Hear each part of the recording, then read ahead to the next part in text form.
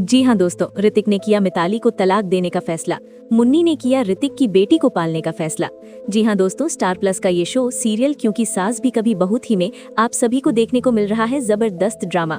जी हाँ दोस्तों, बताते हैं आपको सब कुछ, पर उससे पहले क्या भी चाहते हैं मिताली के आए होश ठिकाने, तो आप अपने कॉमेंट बॉक्स में राय हमें जरूर बताएं। जी हाँ दोस्तों, अब सीरियल की कहानी में एक बहुत ही बड़ा और भावुक मोड़ आने वाला है। इस बार कहानी का केंद्र बने हैं ऋतिक और मिताली, जिनके रिश्ते में दरार अब पहले से कहीं ज्यादा गहरी होती नजर आ रही है। दरअसल ऋतिक अपने दिल की सारी परेशानियां मुन्नी के सामने खोल कर रख देता है। वो काफी दुखी और थका हुआ नजर आता है। ऋतिक मुन्नी से कहता है कि अब उसके और मिताली के बीच कुछ भी ठीक नहीं चल रहा। वो ये भी बताता है कि मिताली अब अपनी ही बेटी पर बिल्कुल ध्यान नहीं देती।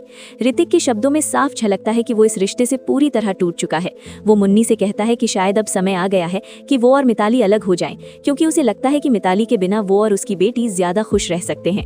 ऋतिक की ये बातें सुनकर मुन्नी कुछ पल के लिए पूरी तरह हैरान रह जाती है। उसे समझ ही नहीं आता कि वो क्या जवाब दे, लेकिन थोड़ी देर बाद वो खुद को संभालती है और ऋतिक को शांत करने की कोशिश करती है।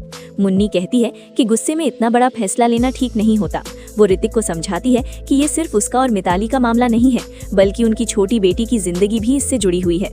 अगर दोनों अलग हो गए तो इसका सबसे ज्यादा असर उनकी बेटी पर पड़ेगा। लेकिन ऋतिक जैसे अब कुछ भी सुनने के लिए तैयार नहीं है। वो भारी मन से कहता है कि इन सब बातों पर चर्चा करने का अब कोई फायदा नहीं है। ऋतिक को पूरा भरोसा है कि मिताली अब कभी नहीं बदलेगी।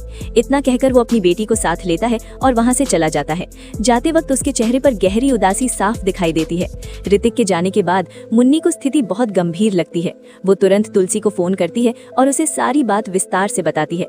मुन्नी कहती है कि ऋतिक अब अपनी शादी से पूरी तरह हार चुका है और मिताली का व्यवहार भी दिन ब दिन ज्यादा खराब होता जा रहा है। मुन्नी ये भी बताती है कि मिताली न तो अपनी बेटी की परवाह कर रही है और न ही ऋतिक की।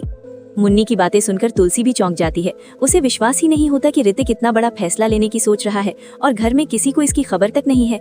इसके बाद तुरंत तुलसी ऋतिक से बात करने का निश्चय करती है और इस बारे में मिहिर से भी चर्चा करती है। मिहिर तुलसी से कहता है कि उसे भी काफी समय से लग रहा था कि ऋतिक और मिताली के बीच सब कुछ